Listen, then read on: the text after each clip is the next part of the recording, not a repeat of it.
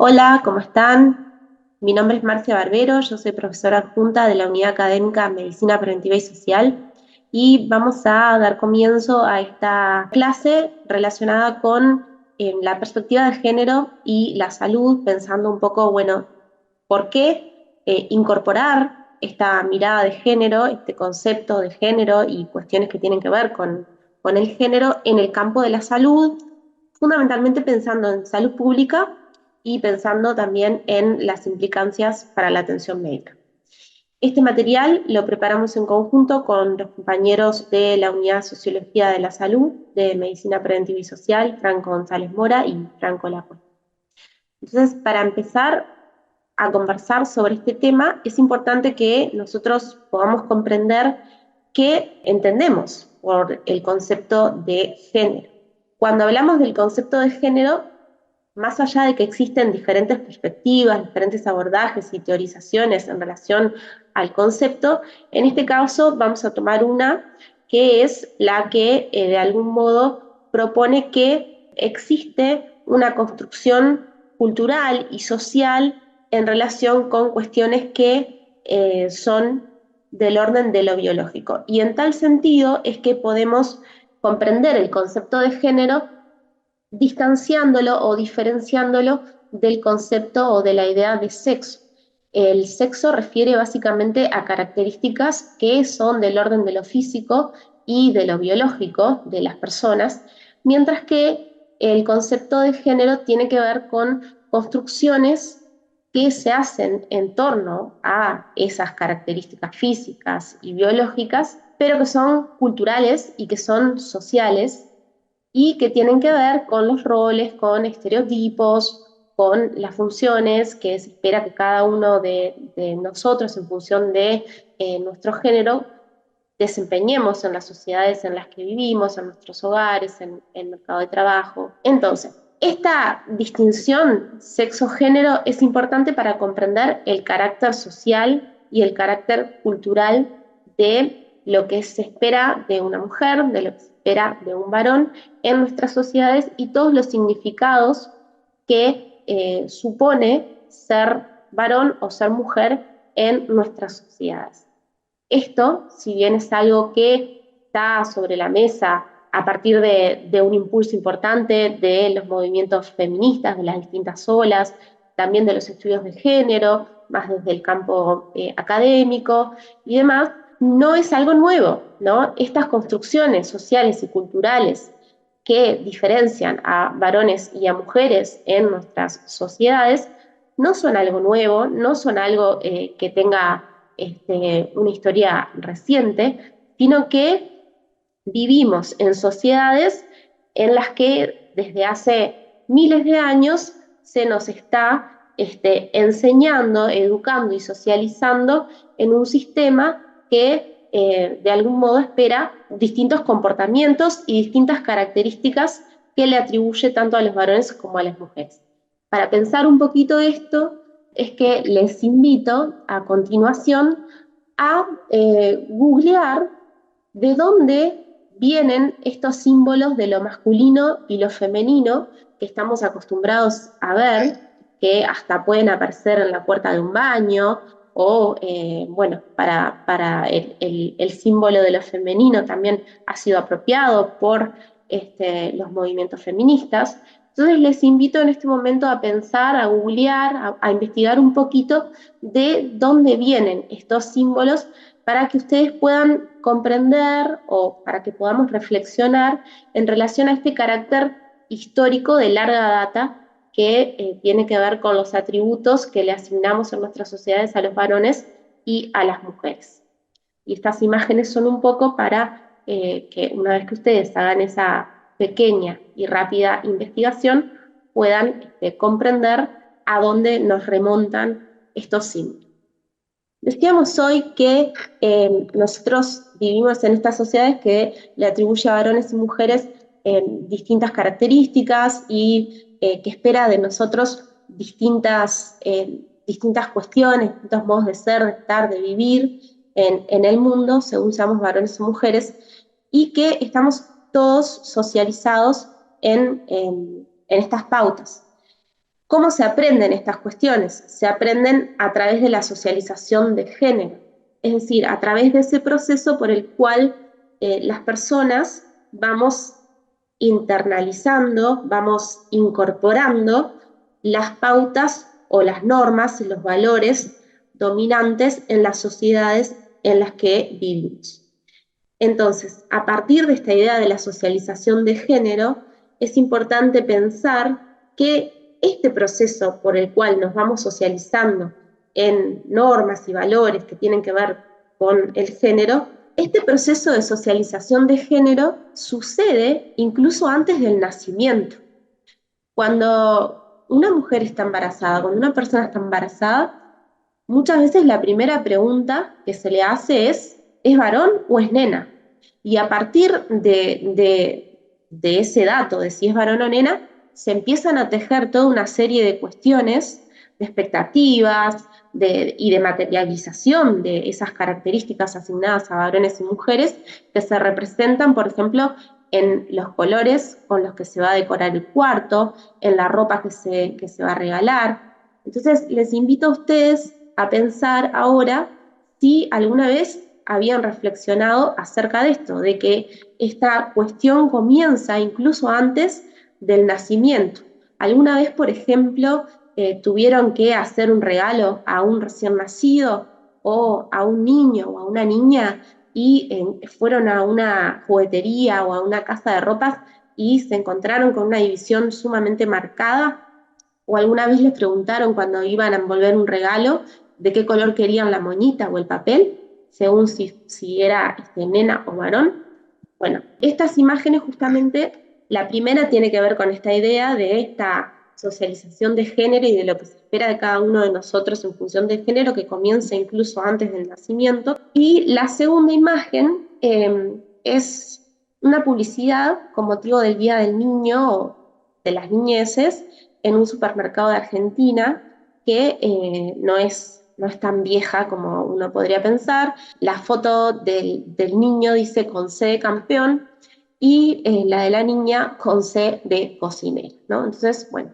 la idea es como reflexionar un poquito en relación a cómo se nos van metiendo todas estas cuestiones, expectativas, estos comportamientos esperados según seamos varones o mujeres en nuestra sociedad. Una vez que establecimos como este primer acuerdo en relación a qué entendemos por género, en relación a,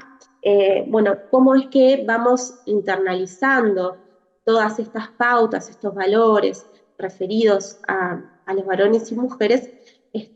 hay que pensar por qué es importante considerar estas cuestiones en el campo de la salud pública. Es importante considerar no solamente los aspectos biológicos que tienen que ver con el sexo de las personas, sino que es importante pensar a todos aquellos otros aspectos sociales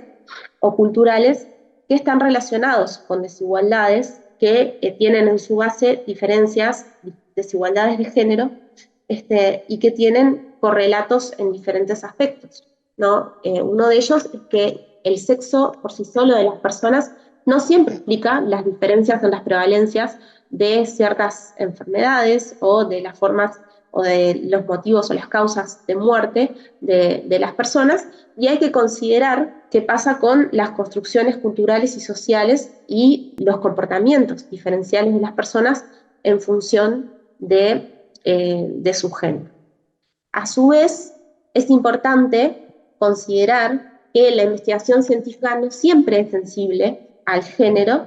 y que muchas veces no considerar el género en la investigación científica, por ejemplo, en ensayos clínicos, o no considerar el género en la consulta médica puede dar lugar a tratamientos o incluso a diagnósticos erróneos. Un caso muy concreto y un ejemplo muy concreto pueden ser las enfermedades cardiovasculares, que en el caso de las mujeres muchas veces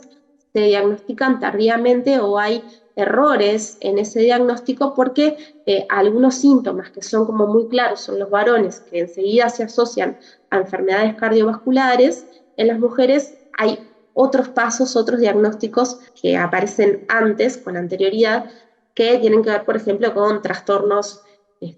o con problemáticas vinculadas con la salud mental, la angustia, la depresión, y a veces llegar a ese diagnóstico de enfermedad cardiovascular cuesta un poco más para las mujeres. Y además, esta idea de la ceguera de género o el sesgo de género también tiene que ver con esto de tomar al varón como medida de todas las cosas, que también sucede en la práctica científica y también sucede en la medicina. Si ustedes googlean, por ejemplo, les invito a que lo hagan en este momento, si googlean cuerpo humano, medicina, fíjense cuáles son las imágenes que van a encontrar,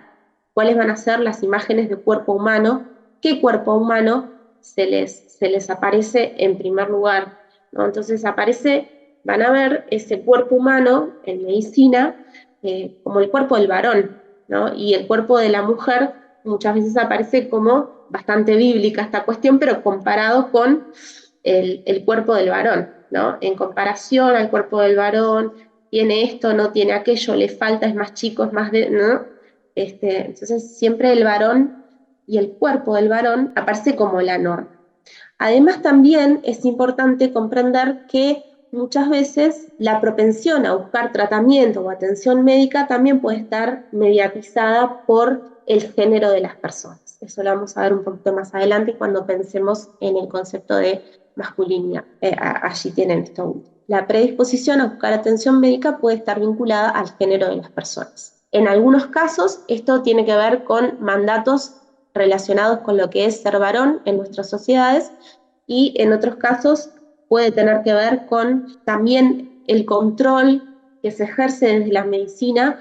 hacia el cuerpo de las mujeres, sobre todo las mujeres en edad reproductiva, como están más expuestas también o a ser objeto de atención médica. Bien, algunos de estos aspectos que vamos a mencionar a continuación han sido tematizados, trabajados, investigados desde los estudios feministas y desde los estudios de género, y también desde los estudios de masculinidades, como vamos a ver más adelante, pero particularmente vamos a empezar por, cuáles han sido los aportes de los estudios desde perspectivas feministas y con mirada de género en relación al campo de la salud, que de hecho es importante mencionar que para estas corrientes la salud ha sido un campo de mucho interés, que ha suscitado mucho interés y en el que se han hecho una variedad importante de aportes en diferentes temas, tomando como punto de partida las desigualdades de género en salud con una perspectiva, con una mirada crítica. Algunos de estos temas tienen que ver con la ginecología, la sexualidad y el cuerpo femenino, con la anticoncepción y el aborto, con la menstruación y la menopausia, con la atención del parto, la medicalización y la violencia obstétrica, con las tecnologías de tamizaje prenatal y con las tecnologías de concepción asistidas. Vamos a mencionar algún ejemplo, por ejemplo, en relación a esta primera cuestión de la ginecología, la sexualidad y el cuerpo femenino, los estudios de género han sido como muy críticos en relación a cómo desde la medicina se han patologizado ciertas expresiones de la sexualidad de las personas o ciertas orientaciones sexuales.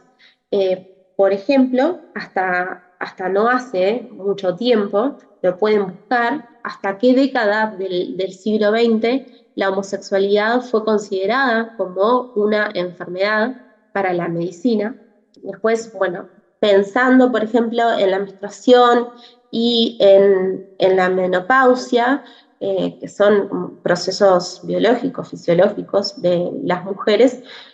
han sido y son patologizados también por parte de la medicina, o algunos temas propios de las mujeres no han recibido suficiente atención, suficiente investigación, como por ejemplo es el caso de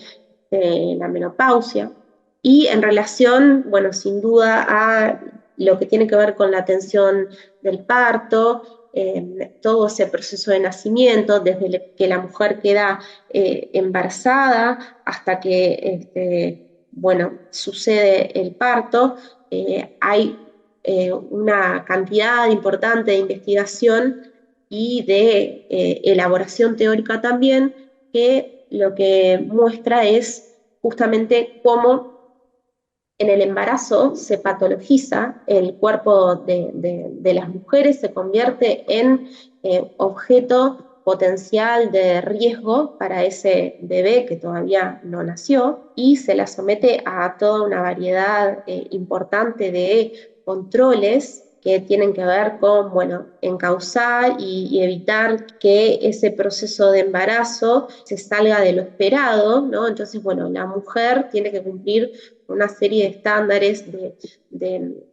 con un estilo de vida determinado, la alimentación, el peso y demás, y bueno, se la va como controlando mucho a lo largo de todo ese periodo. Les invito en este momento a leer esta viñeta que justamente tiene que ver con cómo se patologiza ese embarazo, cómo se controla ese cuerpo de las mujeres cuando quedan embarazadas. Bueno, una mujer que empieza diciendo, fijaré pronto una cita con mi doctor, quiero un embarazo con salud y tranquilidad, y termina diciendo, es el colmo, estoy embarazada, no enfermo. Puede parecer raro, pero aún sé comer, levantarme y cuidar de mí misma, ¿no? Esta idea de que a veces incluso raya en la infantilización de las mujeres y más aún en algunos sectores de la sociedad. Y esta otra imagen también busca dar cuenta un poco de esta idea del control y la sobreintervención sobre el cuerpo de las mujeres. Hay un tipo específico de violencia, que es la violencia obstétrica, que puede suponer intervenciones que son innecesarias o prácticas por parte del personal de salud que suponen el no respeto a la autonomía de las mujeres durante ese proceso, durante el proceso de nacimiento, y otro conjunto de prácticas que no necesariamente están respaldadas o basadas en evidencia científica. Acá lo que les traemos es otro ejemplo para seguir pensando cómo desde la medicina se ha contribuido a medicalizar el cuerpo de las mujeres, y el ejemplo concreto es el de la histeria, que tienen allí en esa imagen, bueno, cuál sería el tratamiento de la histeria. La histeria era definida como una enfermedad de las mujeres. Histeria en realidad refiere al útero, ¿no? Entonces era como la enfermedad del útero, y en realidad era como una serie de síntomas poco específicos que se le atribuían a las mujeres, y el tratamiento de la histeria, bueno, ahí tienen muy gráficamente lo que se proponía: la mujer casada, copulación con el marido, si el marido es impotente, masaje vulvar por médicos y matronas, lo mismo para monjas y viudas, y la joven casadera, la solución o el remedio o el tratamiento era el matrimonio. Por supuesto que en los últimos tiempos, ya hace mucho tiempo, por supuesto que ya hace mucho tiempo que la histeria dejó de ser considerada una enfermedad, que el término también ha caído en desuso, y en la siguiente diapositiva lo que tenemos es la definición actual de la histeria que nos da la Real Academia Española, ¿no? Que la pueden leer allí. Y lo que yo quería proponerles que reflexionaran es si les parece que este término de histeria, o llamar a alguien de histérico o de histérica, perdió efectivamente en nuestros días la connotación sexista o no, pensando, por ejemplo, a quién le decimos histérica y en qué circunstancias, en qué situaciones, o quizá nosotros o nosotras no utilizamos esa palabra, pero sí escuchamos a personas adultas o personas mayores que nosotros decir esa palabra. dirigirla hacia otra persona. Y me gustaría que se tomaran unos segundos para pensar, reflexionar hacia quiénes va dirigida esa palabra. Y con esto lo que pretendemos en realidad es pensar, bueno, que muchas de estas cuestiones que se tematizan desde los estudios feministas, desde los estudios de género y que se problematizan a la luz de mirar la realidad con perspectiva de género, en el campo de la medicina no siempre son cuestiones de hace 300 años o de hace 80 o 50 años, sino que hay cuestiones que perduran hasta el día de hoy. Entonces la idea era un poco pensar cómo ese significado de la histeria, de esa enfermedad del útero de las mujeres, también si ustedes vieron la imagen anterior, ese tratamiento que suponía un control, una invasión al cuerpo de las mujeres, y bueno, también cómo desde la medicina se ha contribuido a generar ciertos significados, a construir ciertos significados en torno a lo que se espera de las mujeres en nuestras sociedades. Bueno, para seguir avanzando y para seguir pensando la utilidad de este concepto de género en nuestras sociedades y este vínculo con la salud, la enfermedad, la salud pública, es importante que consideremos también este concepto de masculinidad. Es importante también pensar, que es un error bastante común, es importante también pensar que cuando hablamos de género no estamos hablando de mujeres o no estamos hablando de problemas de mujeres, sino que el concepto de género es relacional y que supone justamente poner en vínculo lo que sucede con varones y lo que sucede con mujeres en nuestras sociedades. ¿A qué nos referimos con esta idea de masculinidades y por qué es importante considerar las expresiones de las masculinidades cuando pensamos en salud pública, cuando pensamos en atención médica y cuando pensamos en salud y enfermedad, básicamente? Bueno, porque esta idea de masculinidad tiene que ver con los significados culturalmente, socialmente atribuidos a lo que es o a lo que debería ser un varón en nuestras sociedades,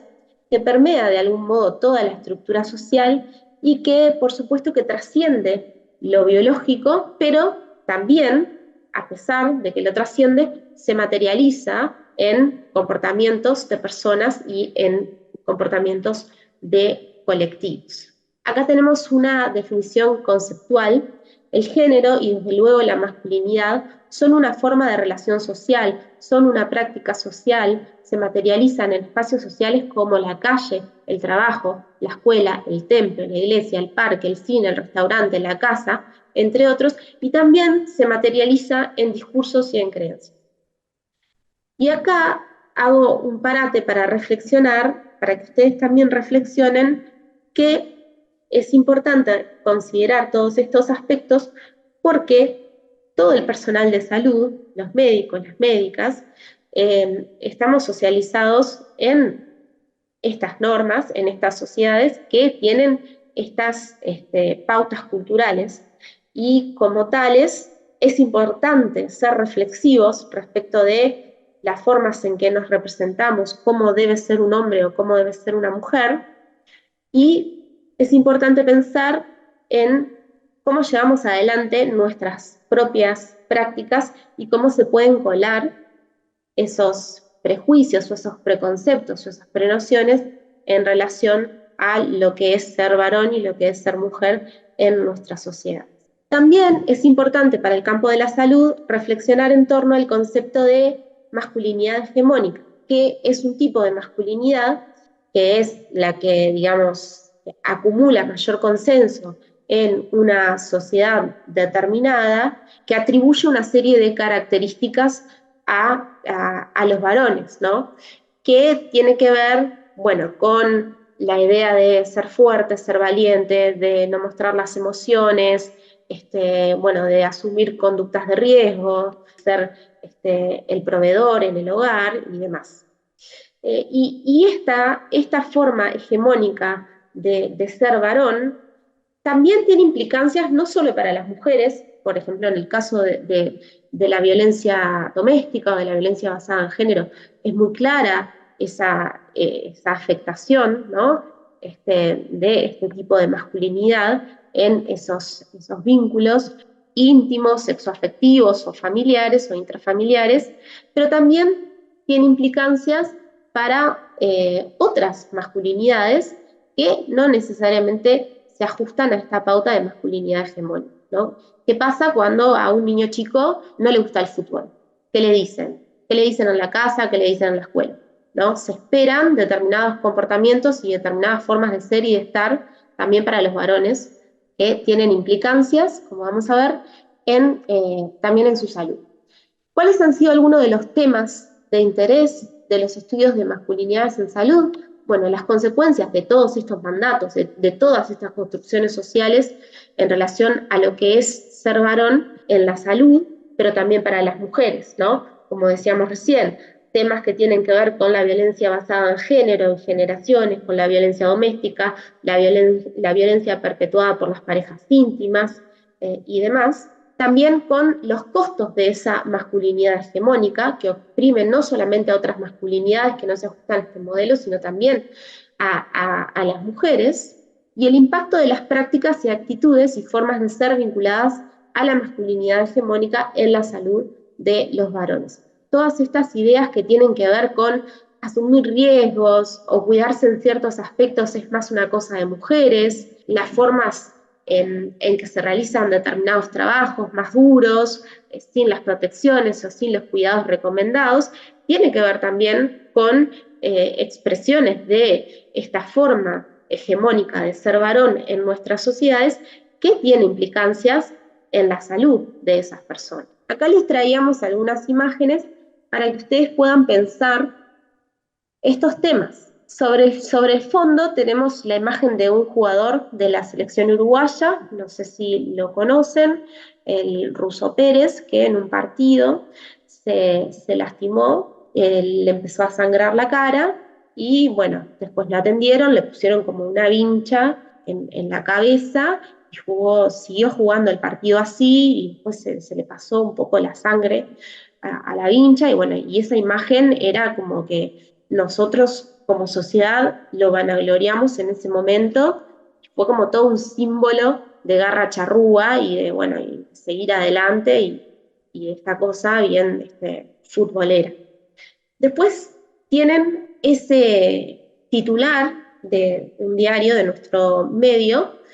que refiere a la homófoba y machista respuesta de Chilavert a Vinicius,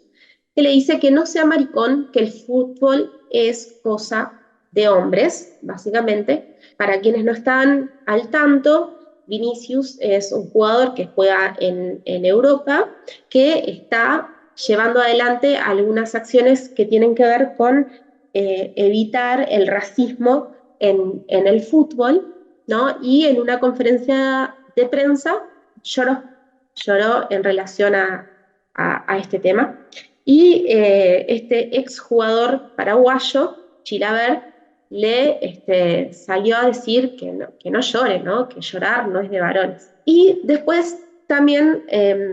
tenemos una imagen de una película que se llama Billy Elliot, que es de un niño que le gusta el ballet. Básicamente, el padre lo manda a practicar boxeo a un club y él descubre que su pasión no es el boxeo, sino que es el ballet. Y bueno, eso despierta toda una serie de conflictos familiares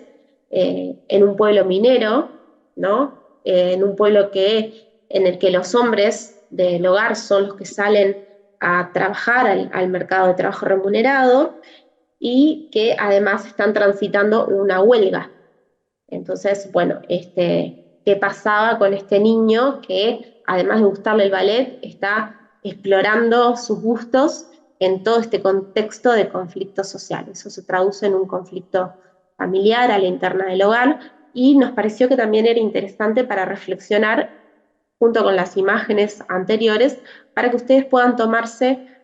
unos minutos para reflexionar en relación a estos mandatos y estas construcciones sociales y culturales que tienen que ver con lo que esperamos en esta sociedad en relación a cómo tiene que ser un varón. Simplemente para poder ponerles algunos ejemplos en relación con este tema, como hicimos también con los aportes del feminismo y los estudios de género en el campo de la salud, es importante considerar este enfoque de las masculinidades en el campo de la salud,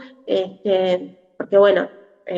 nos ayuda a comprender la sobremortalidad de los varones a todas las edades, a cómo los varones tienen menor predisposición a ser usuarios de los servicios de salud, a atender su salud, no van tanto como las mujeres a atender su salud, y además naturalizan ciertos comportamientos que, desde el punto de vista de la salud, podemos considerarlos como de riesgo, ¿no? Por el tipo de trabajo que realizan y porque directamente pueden llegar a considerar que utilizar determinadas protecciones o realizar el trabajo de determinada manera puede no ajustarse a lo que se espera de ellos como varones. Bien, y para ir cerrando esta clase introductoria a lo que es la perspectiva de género en el campo de la salud o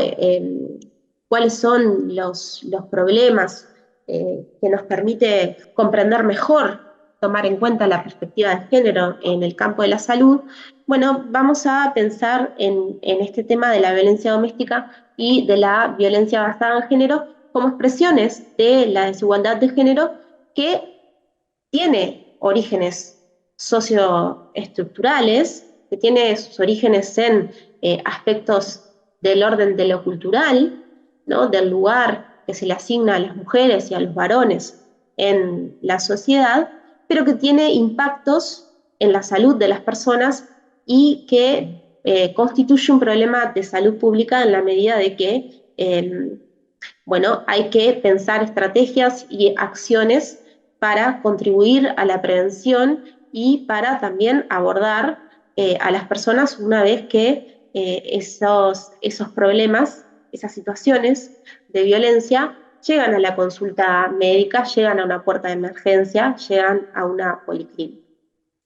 Entonces existe consenso de que el sector salud debería jugar un papel por lo menos en la prevención. Y simplemente para que podamos observar que es un problema importante y que es un problema prevalente y que es un problema fundamentalmente persistente, a nivel global, para el periodo que abarca desde el año 2000 hasta 2018, más de un cuarto de las mujeres que han tenido pareja experimentó violencia física o sexual o ambas.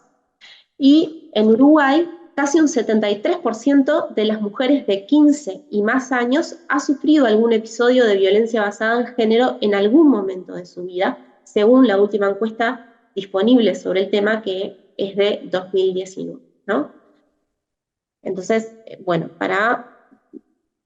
que ustedes puedan pensar que es un problema que es realmente importante y que es un problema que no es viejo, ¿no? Como venimos insistiendo, hay problemas que les hemos estado presentando que no son problemas del pasado, son problemas actuales. Bueno, y para terminar, simplemente un repaso a modo de conclusión, ¿por qué es importante considerar las desigualdades de género en la salud? Porque es importante promover la equidad en el acceso y la calidad de la atención médica para comprender cómo pueden impactar en las formas en que enferman y que cuidan o no de su salud las personas y adhieren o no a los tratamientos en función de su género, para desarrollar estrategias de prevención de enfermedades y promoción de la salud que tomen en cuenta, que consideren estas especificidades construidas en función del género de las personas, para desarrollar campañas y herramientas de prevención de la violencia de género y captar situaciones por parte del sector salud. Estas son algunas de las contribuciones o algunas formas de comprender por qué es importante considerar el enfoque de género, la perspectiva de género en el campo de la salud. Basta decir que esto es simplemente una aproximación al tema que tienen otros materiales a disposición y que siempre puede consultar con sus docentes en caso de que haya dudas o que algún concepto no haya quedado claro. Pueden pedir más material y esperamos que les haya sido de utilidad. Muchas gracias.